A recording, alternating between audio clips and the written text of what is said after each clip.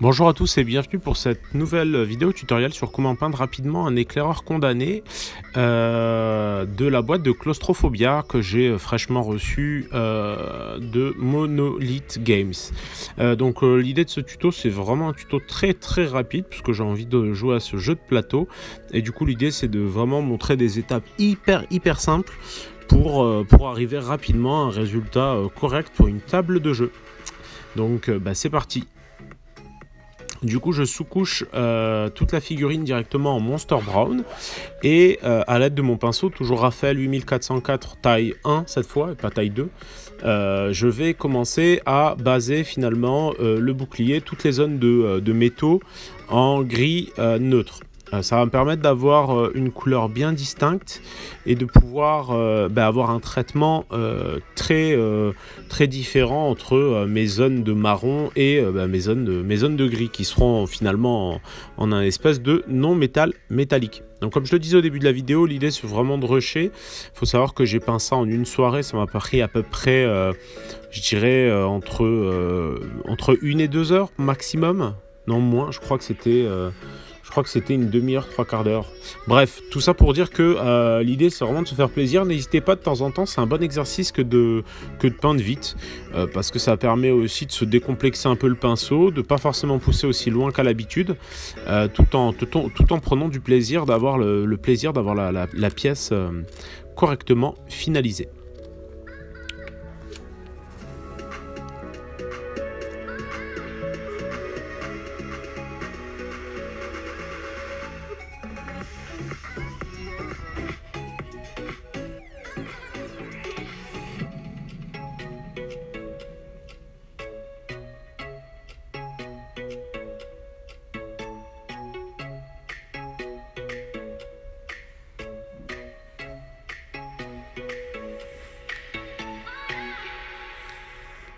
Donc ça permet donc là dans un premier temps d'avoir une pièce à peu près basée dans l'ensemble, et ça va largement nous suffire.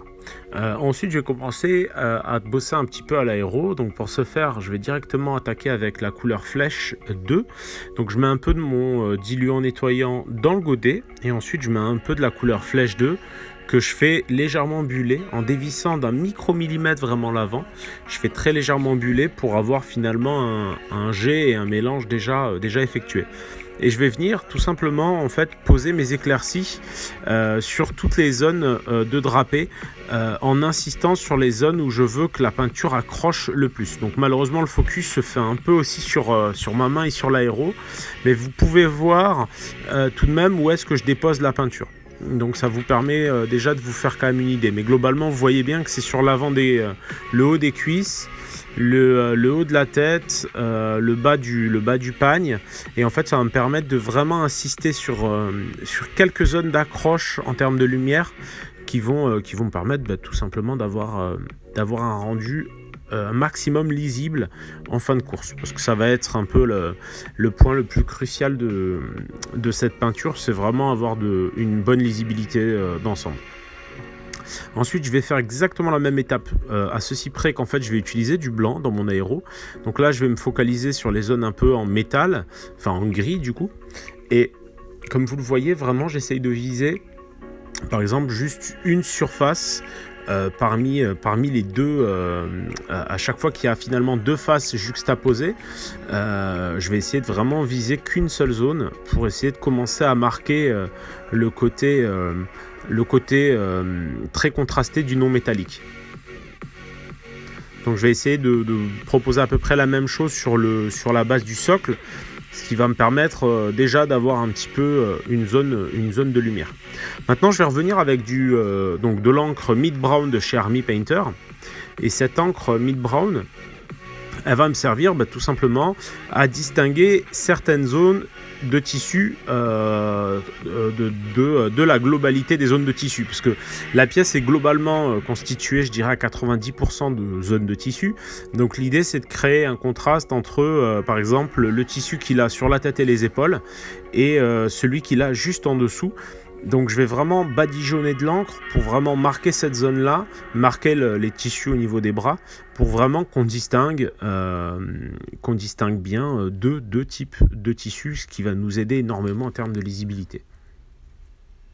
Je vais faire pareil sur les tissus qu'il y a au niveau des mollets, de sorte encore une fois à avoir cette zone finalement de jambes et toute la zone tête-épaule qui sortent un petit peu du lot.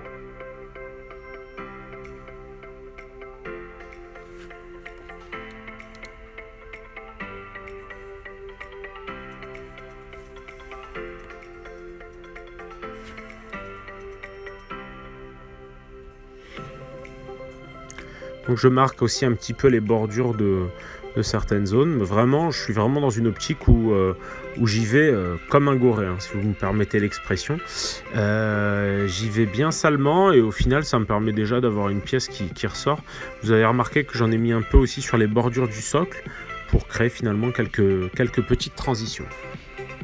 Je reviens ensuite directement au blanc sur mes zones de métal non métallique. Donc pour rehausser toujours mon contraste, je vais rehausser toutes les arêtes, tous les angles vraiment saillants, de sorte à ce que mon non métallique ressorte correctement. Encore une fois, on est dans une optique où on veut une figurine rapidement finie pour pouvoir aller jouer. Donc on ne va pas non plus se prendre énormément la tête, mais ça permet d'avoir une vue d'ensemble des méthodes pour avoir un tabletop correct sur la table de jeu.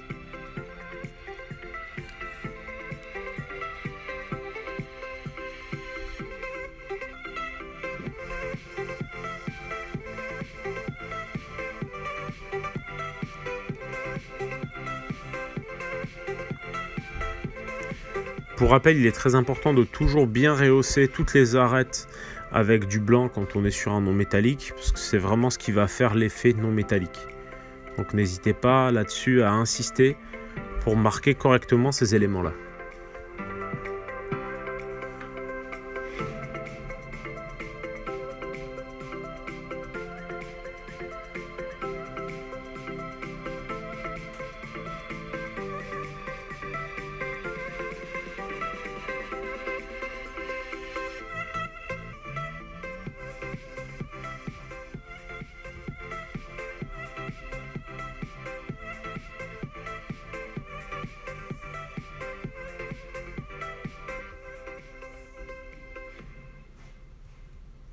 Je vais inaugurer en fait d'ici la fin de semaine certainement la première vidéo uniquement disponible au Patreon. Cette vidéo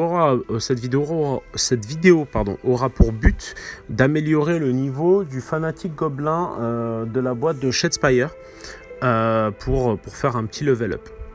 Donc là je reviens encore une fois avec la couleur que j'avais utilisée à l'aéro, donc flèche, et en fait cette couleur associée à une petite pointe de blanc va me permettre d'éclaircir toutes mes zones de tissu clair, donc qui recouvrent le visage, les épaules et un peu les cuisses.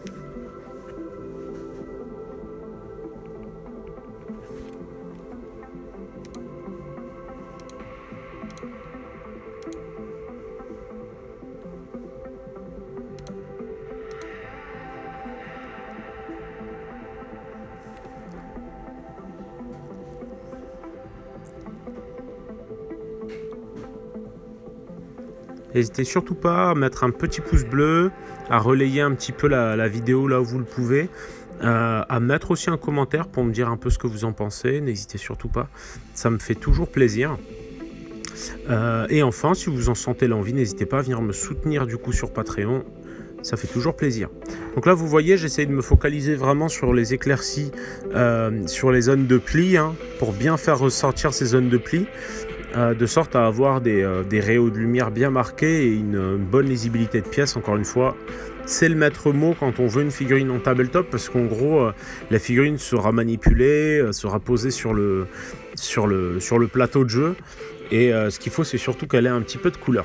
Ce qui est intéressant sur Claustrophobia, c'est que du coup je suis pas mal resté sur des teintes assez sépia, assez sombres, parce que l'univers d'Eldorado est beaucoup dans cet esprit-là. Donc je reviens du coup avec du noir pour maximiser encore un peu plus les contrastes au niveau par exemple du bouclier, des petites éraflures sur le bouclier, de sorte à ce que ça ressorte autant que possible. Alors j'utilise un pinceau Raphaël 8404 parce qu'en fait le réservoir est assez important, ce qui me permet d'éviter de passer trop souvent dans mon pot d'eau pour finalement réhumidifier le poil du pinceau.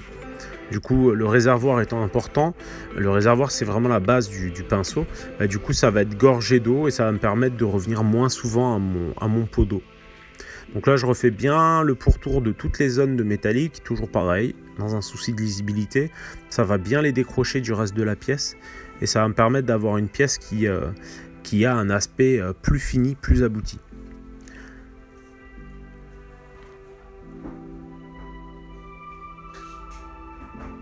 Je devrais réussir à monter aussi une vidéo, normalement pour mercredi prochain du coup, sur l'espèce de Mologue de chez Shadespire. Donc l'espèce de troll accompagné de petites créatures. Donc normalement il devrait être monté pour mercredi prochain. Donc voilà, n'hésitez pas. Encore une fois, hein, abonnez-vous si c'est pas fait. Ça vous permet toujours d'avoir les petites... cliquez sur la petite cloche, ça vous permet d'avoir des petites notifications quand les vidéos arrivent. Donc voilà pour le petit tour d'horizon. Je vais baser tout le pourtour du socle. Tranquillement mais sûrement.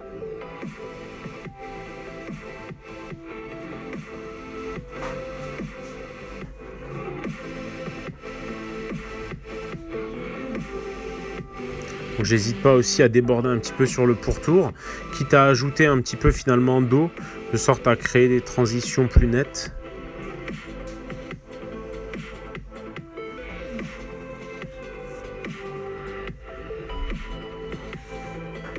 Donc du coup j'hésite jamais à marquer un petit peu, puis à diluer un peu ma peinture pour que celle-ci se diffuse un peu sur l'ensemble du socle. Ça permet de marquer les creux, donc les socles sont déjà texturés en sortie de boîte, donc forcément c'est assez pratique.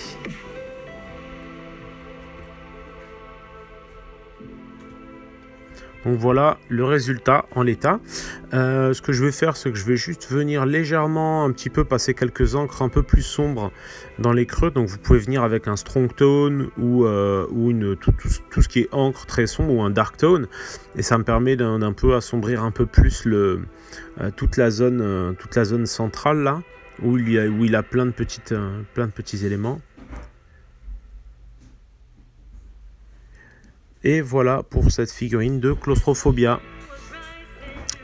Je n'hésite pas aussi à mettre un petit peu d'encre noire sur le bas des pieds. Ça fait un petit peu, tissu usé sur le dessous des pieds. C'est pas plus mal. Donc voilà pour cette pièce. Sur ces étapes-là, par exemple, avec du recul, je ne l'aurais pas forcément fait, parce que du coup, j'ai perdu un peu en propreté et en intensité. Mais c'est pas forcément le plus important.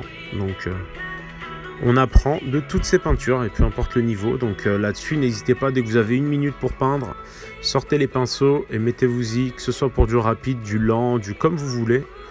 L'essentiel étant de se faire un maximum plaisir.